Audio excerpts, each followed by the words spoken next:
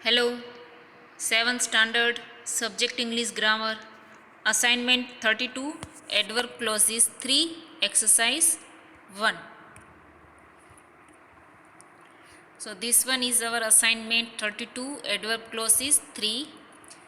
In the previous two assignments, we studied 6 types of adverb clauses. We shall study the remaining 3 types in this assignment. यानी कि पहले के जो 2 assignment हमने सीखे adverb clauses 1 and adverb clauses 2, उसमें हमने 6 टाइप्स सीखे हैं. इस टाइप में हम इस एडवर्ब क्लॉसेस 3 इस लेसन में हम बाकी के 3 नए टाइप्स सीखेंगे. उसमें 7th है adverb clauses can be used to show comparison as in the following example. अब एडवर्ब क्लॉसेस कंपैरिजन जब होती है, अब वो कंपैरिजन किस तरीके से है वो हमको नीचे के एग्जाम्पल में ये दिखाई गया है. अगर इस किसी क्लॉज में हमको कंपैरिजन दिख रहा है तो वो कौन सा क्लॉज होगा? Adverb clause. जैसे कि फर्स्ट एग्जाम्पल है he is cleverer than he looks. वो जैसा दिखता है उससे तो वो ही इज क्लेवरर. वो कैसा है? क्लेवरर. यानी कि ये क्लेवरर है, वो जैसा दिखता है उससे कई ज़्यादा वो क्लेवरर है. वे कंपैरिजन किए उसके दिखने की और उसके क्लेवर होने की. फिर सेकंड है I am not as intelligent as you think. मैं उतना इंटेलिजेंट नहीं हूँ कि जितना कि आप मेरे बारे में सोचते हो. फिर इसमें ये जो फर्स्ट एग्जाम्पल है उसमें जो देन है, देन ही लुक्स, वो है एडवर्ब क्लॉज.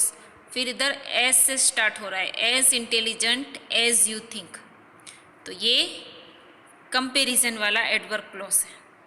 तो इसमें देन अगर आता है तो आपको याद रखना है कि वो कौन सा है? कंपैरिजन वाला. फिर एज अगर आता है तो भी आपको कंपैरिजन वाला एडवर्ब क्लॉज है वो याद रखना पड़ेगा. और अगर एज फिर या सो दैट आएगा तो भी इसमें कंपैरिजन हो सकता है. फिर उसके बाद है 8 वाला दे कैन शो सपोजिशन और concession as in the following example. यह सपोजिशन और कंसेशन दोनों एक ही मीनिंग है और दोनों कॉन्ट्रास्ट दिखाते हैं. अगर सेंटेंस में हमको कॉन्ट्रास्ट दिखता है तो it means it is adverb clause. उसका फर्स्ट एग्जाम्पल हम देख रहे हैं. दो he studied hard he could not pass with distinction.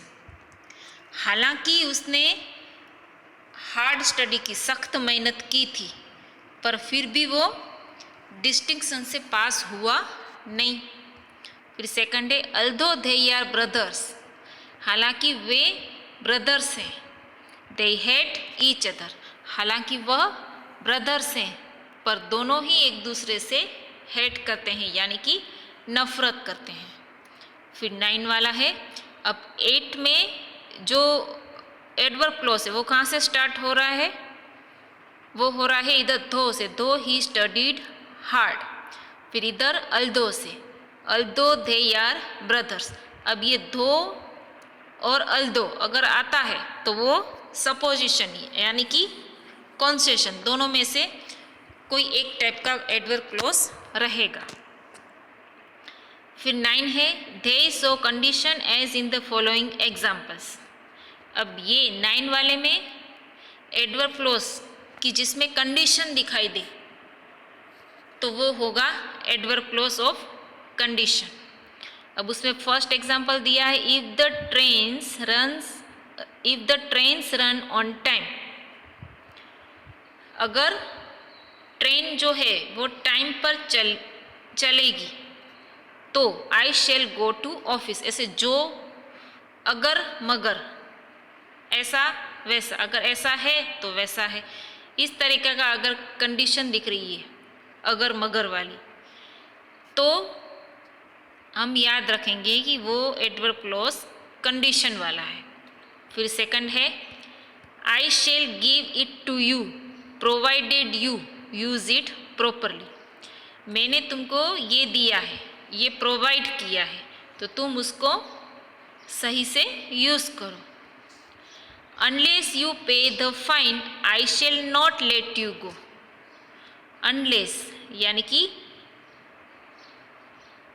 Unless you pay the fine I shall not let you go. I shall not let you go, मैं तुम्हें तब तक जाने नहीं दूंगा कि जब तक कि तुम फाइन पे नहीं करो। अनलेस उसका मीनिंग है नहीं तो। फिर फोर्थ है if I were you I would have done better. अगर मैं तुम्हारी जगह होता तो मैं इससे अच्छा करता। इफ आई वर यू, अगर मैं आप होता तो I would have done better, तो मैं और अच्छा करता। तो अगर मगर इफ, तो आपको याद रखना इधर एडवर्ब क्लॉज है ये, if the trains run on time.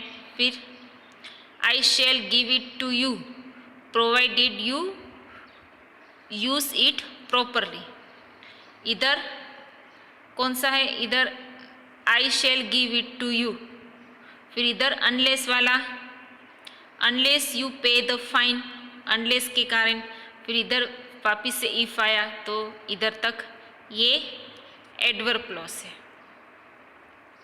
फिर उसके बाद हम देखेंगे उसकी exercise 1, pick out the adverb clause comparison concession condition in the sentence. यानी कि सेंटेंस में हमको कंपैरिजन कंसेशन या कंडीशन वाला एडवर्ब क्लॉज दिखे तो वो अंडरलाइन करना है।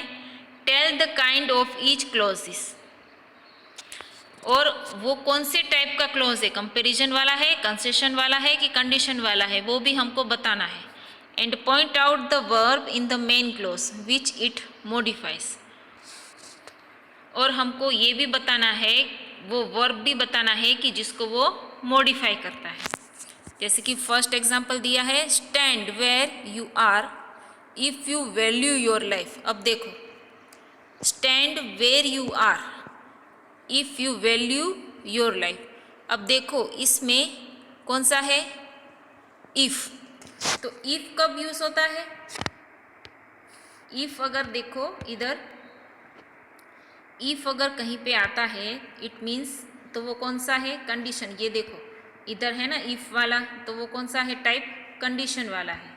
तो वैसे ही हम क्या करेंगे, इधर इफ़ आ रहा है तो इसका मतलब ये भी कौन सा टाइप है, कंडीशन वाला। तो हमने इधर से लिख दिया if you value your life, तो ये रहा if you value your life adverb clause of condition. फिर इधर आएगा मॉडिफाइज द वर्ब, और ये किसको मॉडिफाई कर रहा है, ये एडवर्ब क्लॉज स्टैंड को, कि जो वर्ब है। तो modifies the verb stand in the main clause. समझ में आ गया होगा एग्जाम्पल। अब सेकंड स्टार्ट हो रहा है, धो ही is poor he is honest. अब धो होगा तो ये क्या है, इट मीन्स कॉन्ट्रास्ट है, सपोजिशन। धो और अल्दो क्या दिखाते हैं, सपोजिशन। तो हम इधर लिखेंगे धो ही इज पुअर, तो ये लिखा धो ही इज पुअर, तो इधर हम करेंगे एडवर्ब क्लॉज ऑफ सपोजिशन। अब हमको जो वर्ब चाहिए वो इसमें हमको दिख नहीं रहा है, तो हम ये इतना ही लिखेंगे कि though he is poor, adverb clause of supposition. फिर उसके बाद है थर्ड वाला, he lost more than he could earn. जितना वो कमाता है उससे ज़्यादा तो वो घुमा देता है, यानी कि खर्चा कर देता है। तो फिर इधर हम क्या लिखेंगे, more than he could earn, तो वो लिखा हमने more than he could earn. तो ये क्या है, इधर धैन आया, तो धैन होगा कंपैरिजन के लिए, जो मैंने पहले ही आपको कहा था कि धैन आएगा कंपैरिजन में, as as, so that, so as, ऐसा धैन कंपैरिजन में आएगा। तो इधर हम लिखेंगे adverb clause of comparison, modifies the verb lost in the main clause. Lost यानी कि इसमें वैसे गुम होना, पर जितना वो कमाता है उतना वो उड़ाता है, तो इसमें लॉस्ट को हम लेंगे उड़ाने की, पैसे उड़ाने की जगह पे। फिर उसके बाद है फोर्थ वाला, दो he is rich he is not proud अब धो है तो धो हम आएगा तो वो कौन सा टाइप होगा, तो धो he is rich, adverb clause of supposition. फिर इसमें भी हम मॉडिफाई का नहीं लिखेंगे। फिर फिफ्थ है he speaks better than he reads, तो इधर हम कहाँ से स्टार्ट करेंगे, बेटर देन ही रीड्स, तो इधर लिखा बेटर देन ही रीड्स। फिर ये देन आया तो ये कौन सा टाइप होगा, एडवर्ब क्लॉज ऑफ कंपैरिजन। ठीक है, देन आएगा तो क्या होगा, कंपैरिजन। फिर मॉडिफाइज द वर्ब स्पीक्स, इधर ए लिखना SPEAKS, ठीक है, ये स्पेलिंग करेक्ट करना है, SPEAKS speaks in the main clause. फिर 6 वाला है the earth is larger than the moon is, तो ये इधर भी देन आया तो ये क्या है, देन द मून इज, तो हम लिखेंगे इधर देन द मून, इधर आप चाहो तो ब्रैकेट में इज लिख सकते हो। फिर ये है एडवर्ब क्लॉज ऑफ कंपैरिजन, क्या लिखेंगे, कंपैरिजन, क्योंकि देन आया है। और फिर 7 वाला है if you lend me your book I shall lend you my pen. Lend वो पता है ना, किसी को उधार में देना, अगर तुम मुझे अपनी बुक उधार में, इफ़ है आगे, क्या है, इफ़ यानी कि अगर मगर वाला, अगर तुम मुझे अपनी बुक उधार दोगे तो मैं तुम्हें अपनी पेन उधार दूंगा। अब उधार के लिए मतलब थोड़ी देर के लिए, उसके लिए प्रॉपर वर्ड यूज़ किया है लैंड। तो हम अगर मगर, अगर इफ़ आता है तो कौन सा है वो टाइप, वो है कंडीशन। हम इधर लिखेंगे if you lend me your book, adverb clause of condition, modifies the verb land in the main clause. तो ये थी हमारी एक्सरसाइज जो आप ग्रामर बुक में ठीक से लिखेंगे, कंप्लीट लिखेंगे। Thank you students.